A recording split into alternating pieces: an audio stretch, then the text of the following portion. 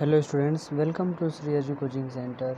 आज हम लोग अपने इस वीडियो में उत्तल दर्पण के लिए फोकस दूरी का सूत्र यानी कि 1/f is equal to 1/v plus 1/u इस फॉर्मूले के बारे में देखेंगे कि ये फार्मूला हमारा किस तरह से प्रूव होता है। यानी कि फार्मूला अवतल दर्पण के लिए हम लोग पिछले वीडियो में बात कर चुके हैं। आज हम लोग उत्तल दर्पण के लिए फोकस दूरी का सूत्र यानी कि जो कि सूत्र हमारा होता है 1/f is equal to 1/v plus 1/u इस फार्मूले के बारे में डिस्कस करेंगे। ये फार्मूला किस तरह से फार्मूले से फिगर से आता है।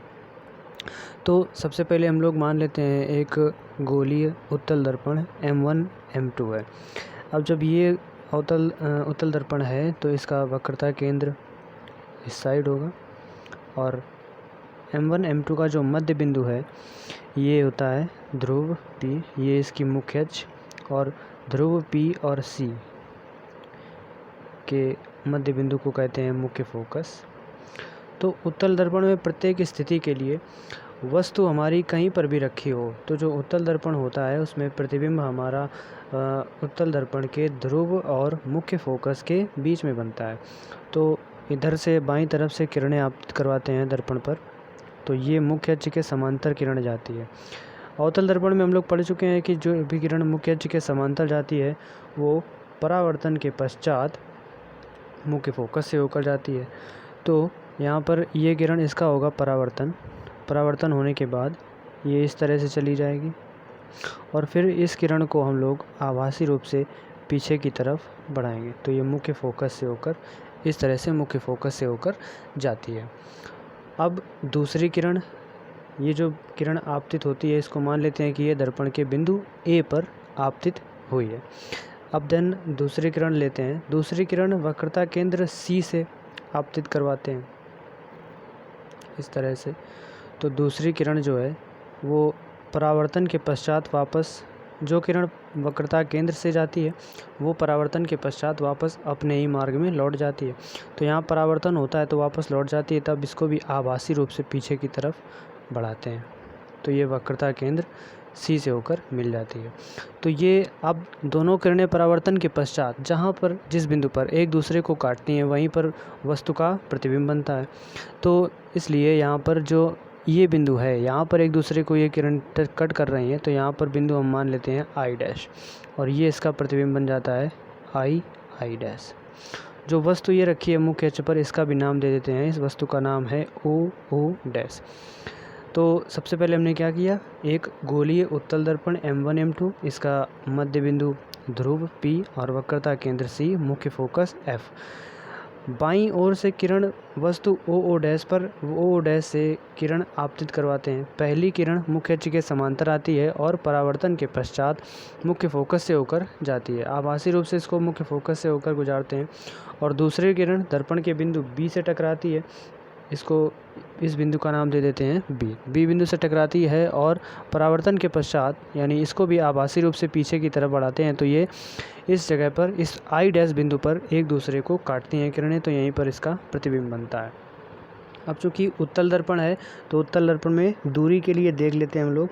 जब अवतल दर्पण होता है तो अवतल दर्पण में सभी दूरियां में U, V, F या फिर R ये सभी दूरियां निगेटिव लेनी होती हैं, माइनस में लेनी होती हैं, क्योंकि जो अवतल दर्पण होता है उसमें प्रतिबिंब, वस्तु की दूरी और फोकस दूरी और वक्रता त्रिज्या ये सब बाईं ओर होते हैं और इसमें उत्तल दर्पण में ये सभी दूरियां दाईं ओर होती हैं, केवल वस्तु की दूरी को छोड़कर। वस्तु हमने इस तरफ रखी है, ये जो हमारा P होता है ध्रुव के बाईं ओर की दूरियां सभी निगेटिव ली जाती हैं और ध्रुव के दाईं ओर की दूरियां सभी पॉजिटिव ली जाती हैं। सो इसमें वस्तु की दूरी जो U होगी उसको माइनस में लिखेंगे। उत्तल दर्पण के लिए U जो होगा हमारा वो होगा निगेटिव और VFR इट मीन्स प्रतिबिंब की दूरी, फोकस दूरी और वक्रता त्रिज्या, इन दूरियों के मान जो होंगे वो पॉजिटिव होंगे, प्लस में होंगे।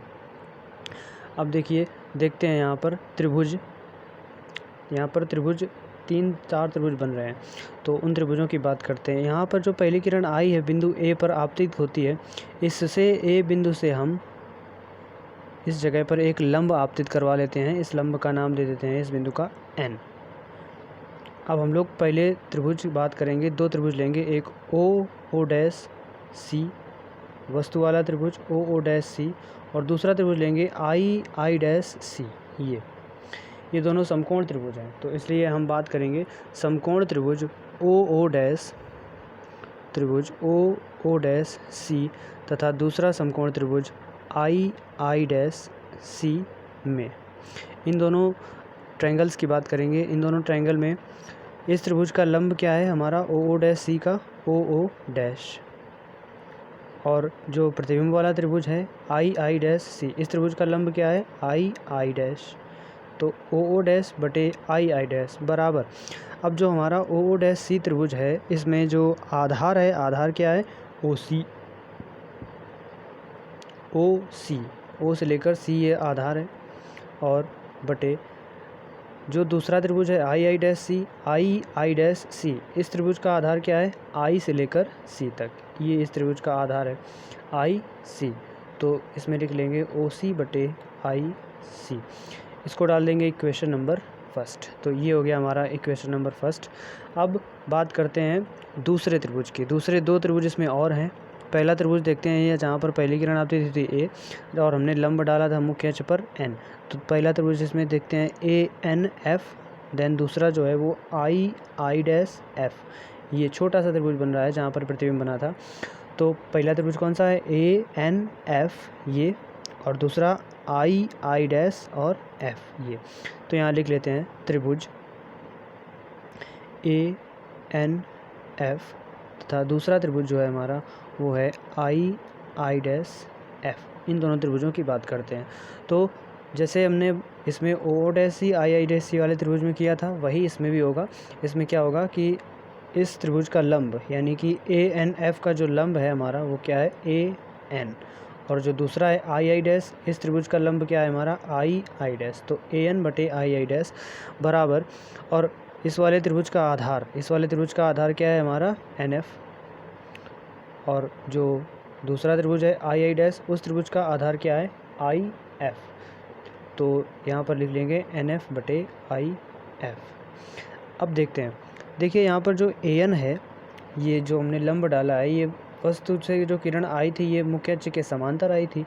तो जो ये लंब AN है हमारा ये बराबर होगा किसके OO' के। तो AN बराबर जो होगा वो होगा OO' के, यानी ये जो AN आया है इसकी जगह हम लिख सकते हैं, लिख लेते हैं यहाँ AN बराबर OO'। तो ये जो AN है इसकी जगह अब हम क्या रख देंगे OO' बटे II' बराबर, और जो N बिंदु है वो P के बहुत ही पास में है। तो इसलिए हम N बराबर मान सकते हैं, N बराबर जो है N जो है वो लगभग बराबर किसके है P के। तो इस N की जगह हम लिख सकते हैं क्या PF। तो हो जाएगा ये PF बटे IF। इसको डाल लेते हैं इक्वेशन नंबर सेकंड। तो ये हमारा इक्वेशन नंबर फर्स्ट थी और ये equation number second. Equation number first और सेकंड को देखते हैं हम लोग, इसमें लेफ़्ट हैंड साइड दोनों की बराबर है तो इसलिए राइट हैंड साइड भी बराबर होगी। तो यहाँ लिखते हैं समीकरण इक्वेशन फर्स्ट एंड सेकंड से, इसका राइट साइड OC बटे IC बराबर, इसका राइट साइड क्या है PF बटे IF। तो दोनों के राइट साइड हमने लिख लिए। अब देखिए फॉर्मूला जो हमें प्रूव करना है वो क्या है 1/f = 1/v + 1/u। इस चित्र में देखते हैं जो दूरियां हैं वो सभी दूरियां P से ली जाती हैं ध्रुव से। तो इसलिए अभी यहाँ पर कहीं पर P तो दूरी तो कहीं आई नहीं है जो UVF है। तो इस चित्र से देखते हैं दूरियां कहाँ पर हैं। सभी दूरियां ध्रुव से ली जाती हैं। तो P से लेकर ये वस्तु है हमारी P से लेकर O, तो PO वस्तु की दूरी है। तो PO बराबर क्या हो जाएगा U, और प्रतिबिंब हमारा कहाँ पर बन रहा है I पर। तो P से लेकर I तक की दूरी क्या हो जाएगी, प्रतिबिंब की दूरी को किससे लिखते हैं V से लिखते हैं। और P से लेकर C तक, P क्या होता है हमारा ध्रुव से लेकर वक्रता केंद्र तक की दूरी को क्या कहते हैं वक्रता त्रिज्या। तो PC क्या हो जाएगा हमारा R, और P से लेकर F तक की दूरी PF, तो PF क्या हो जाएगा फोकस दूरी। P से लेकर F तक की दूरी को हम लोग कहते हैं फोकस दूरी, तो ये हो जाएगा F। देन अब देखते हैं, अब चूँकि ये उत्तल दर्पण है तो उत्तल दर्पण में हम जानते हैं केवल बाईं तरफ की दूरी हमें नेगेटिव लेनी है, यानी कि u जो है वस्तु की दूरी वो ही केवल बाईं तरफ आया है तो वस्तु की दूरी को हम लोग माइनस में लिखेंगे, बाकी सभी दूरियां जैसी हैं वैसी ही बने रहेंगी, यानी कि VFR के मान जो हैं वो पॉजिटिव लिए जाएंगे। तो इसलिए अब देखते हैं OC बटे IC जो लिखा है, इसमें OC की जगह पर हम लोग क्या लिख सकते हैं कि सभी दूरियां हमें P से लेनी थी, तो यहाँ कहीं P तो आ नहीं रहा है OC IC IF में, तो ऐसा करते हैं इसमें OC देखते हैं, O से लेकर C तक दूरी P से लेनी है, तो OC यहाँ से यहाँ तक पूरी है, तो OC को हम लोग दो भागों में डिवाइड कर सकते हैं, एक कह सकते हैं PO और दूसरी कह सकते हैं PC, यानी OC जो है वो PO और PC का जोड़ है, यानी कि OC की जगह हम लिख सकते हैं PO प्लस PC। ऐसा इसलिए लिखा है क्योंकि हमें फॉर्मूला UVF मिलाना है, तो OC की जगह पर हम PO और PC दोनों लिख सकते हैं। अब IC देखते हैं, IC दूरी ये रही, तो IC को क्या लिख सकते हैं इसमें P लाने के लिए, IC दूरी ये है तो हम क्या करें, PC दूरी पूरी है, PC से अगर हम PI को घटा दें तो केवल कितनी दूरी बचेगी, IC बचेगी, तो IC की जगह हम लिख सकते हैं PC माइनस PI। IC की जगह पर क्या लिख सकते हैं, PC माइनस PI, तो केवल IC बचेगी, बराबर PF, तो PF तो है ही, PF बराबर मालूम है हम लोगों को क्या, कि फोकस दूरी होती है। अब IF ये दूरी है हमारी, P से दूरी लेनी है तो P से लेकर F तक की दूरी PF हो गई, और PF से हम दूरी घटा कितनी दें, PI दूरी घटा दें तो केवल कितनी बच जाएगी, IF बच जाएगी, तो IF की जगह पर हम लिख सकते हैं PF माइनस PI, यानी P से लेकर F तक की दूरी से अगर हम P से लेकर I तक की दूरी को घटा दें तो वो IF के बराबर होगी।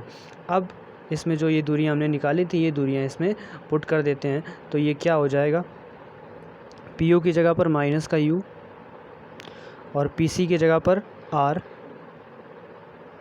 और इसमें PC की जगह पर R माइनस V बराबर F बटे F माइनस V।